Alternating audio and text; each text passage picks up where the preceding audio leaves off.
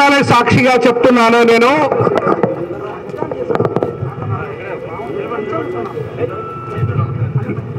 Arts కాలేజీలో మనం తెలంగాణ ఉద్యమం చేయకపోతే తెలంగాణ వచ్చేదా? ఇదే ఆర్ట్స్ కాలేజీలో టెంట్ వేస్తే టెంట్ గుంజుకపోతే విద్యార్థులకు పోలీసులు గుంజుకపోతే ఆ రోజు తెలంగాణ ఉద్యమంలో టెంట్ తెచ్చినాం. ఎస్, తెలంగాణ ఉద్యమంలో టెంట్ తెచ్చినాం. నా బీసీ ఉద్యమం కోసం టెంట్ తేలేమా? తెస్తాం. ఎవరైనా జాగిరి కాదంటున్నాను. ఈ సందర్భంగా మీరు ఎట్లా టెంట్ గుంజుకపోతారంటున్నా. తెలంగాణ వచ్చిన తర్వాత జరుగుతున్న ఉద్యమంలో టెంట్ గుంజుకపోతారు పోలీసులు. మీకేం అధికారం ఉంది? తెలంగాణ తెచ్చిన తర్వాత, తెలంగాణ వచ్చిన తర్వాత తెలంగాణ మన ప్రజలు, మన విద్యార్థులు ఉద్యమం చేస్తుంటే టెంట్ గుంజుకపోయే అధికారం మీకు ఎక్కడిది? ఎండలో పిల్లలు రావాలా? ఇది ధర్మదీక్ష. తినక టిఫిన్ చేయక ఉంటారు. రేపు వీళ్ళకి ఏమైనా అయితే ఎవరు బాధ్యులు? ఏం ఆర్ట్స్ కాలేజ్ ప్రిన్సిపల్ బాధ్యత వహిస్తారా? లేదా వైస్ ఛాన్సలర్ బాధ్యత వహిస్తారా? లేకపోతే మీ డీసీపీ బాధ్యత వహిస్తారా? ఏసీపీ బాధ్యత వహిస్తారా? ఎవరు బాధ్యత వహిస్తారు? తెలంగాణ ఉద్యమంలో ఇదే ఆర్ట్స్ కాలేజ్ సాక్షిగా ఎన్ని రోజులు ఉద్యమం చేసినాం. ఎందుకు చేయం? ఖచ్చితంగా చేస్తాం. 56% ఉన్న బీసీలకి ఇప్పటి వరకు చట్టసభలో కాదు, లోకల్ బాడీలో ప్రాతినిధ్యం లేదు. పార్లమెంట్ అసెంబ్లీలో అసలు లేదు.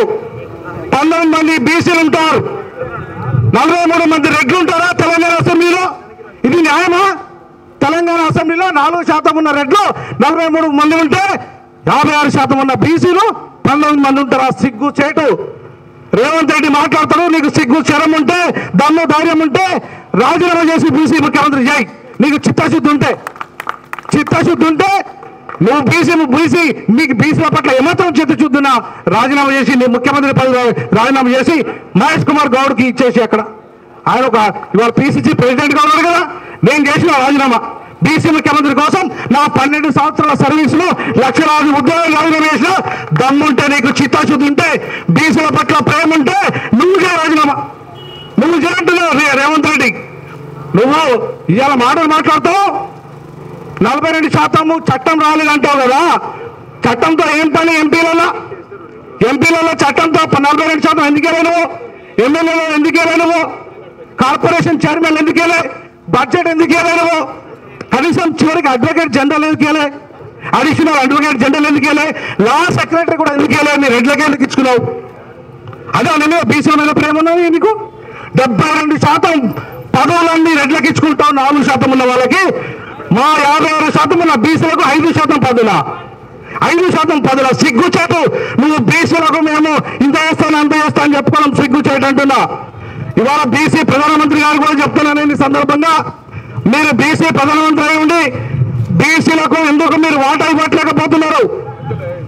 ఎందుకు మీరు 42% వాటా కాదు, మీరు పార్లమెంట్లో చట్టసభలో వాటా ఇవ్వాలి. పార్లమెంట్లో ప్రధానమంత్రి గారు, మీరు బీసీ ప్రధానమంత్రిగా మీకు చిత్తశుద్ధి ఉంటే ఇవాళ బీసీలకు 50% వాటా మీరు చట్టసభలో ఇవ్వాలి, లోకల్ బాడీలో ఇవ్వాలి, బడ్జెట్లో ఇవ్వాలి, సంక్షేమ రంగంలో ఇవ్వాలి.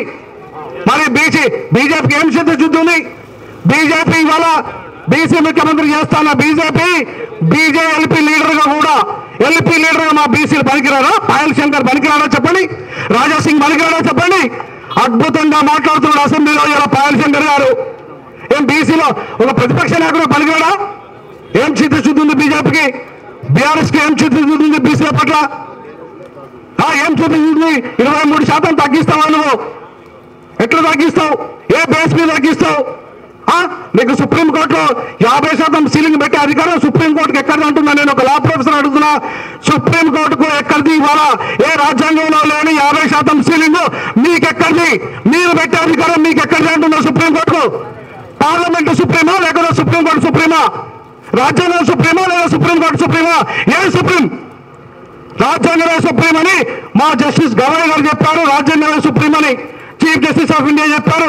మా రాజ్యాంగం సుప్రీం అయినప్పుడు రాజ్యాంగంలో లేని 50% సీలింగ్ పెట్టే అధికారం మీకు ఎక్కడిది? సుప్రీంకోర్టు అంటున్నా. ఈ సందర్భంగా సుప్రీంకోర్టును కూడా చలో సుప్రీంకోర్టును నినాదం ఇస్తూ ఉంటున్న ఈ సందర్భంగా అగ్రవర్ణాలు అగ్రహారంగా మారిన సుప్రీంకోర్టు బహుజనుల పట్ల తీర్పులు కరెక్ట్ గా ఇవ్వట్లేదు అంటున్న ఈ సందర్భంగా హైకోర్టులో సుప్రీంకోర్టులో మీరు న్యాయాలను రాజ్యాంగాన్ని పరిరక్షిస్తారా టెక్నికల్ అంశాలకే పరిమితం అవుతారంటున్న ఈ సందర్భంగా మమ్మల్ని జైలు పెట్టండి, మాకు ఎంతో లేదు. బీసీల కోసం నా ప్రొఫెసర్ పదినే వదులుకున్నా వాళ్ళ కోసం జైలు పడడానికి సిద్ధంగా ఉందని సందర్భంగా తెలియజేస్తా ఉన్నాను. 42% వాటే కాదు నేనంటున్న ఈ సందర్భంగా వాళ్ళకి 50% బీసీలకు వాటా రావాలి. నో 42, 50% మీకు రావాల్సిందే, 50% రావాల్సిందే. అన్ని మేమెంతో మాకంతా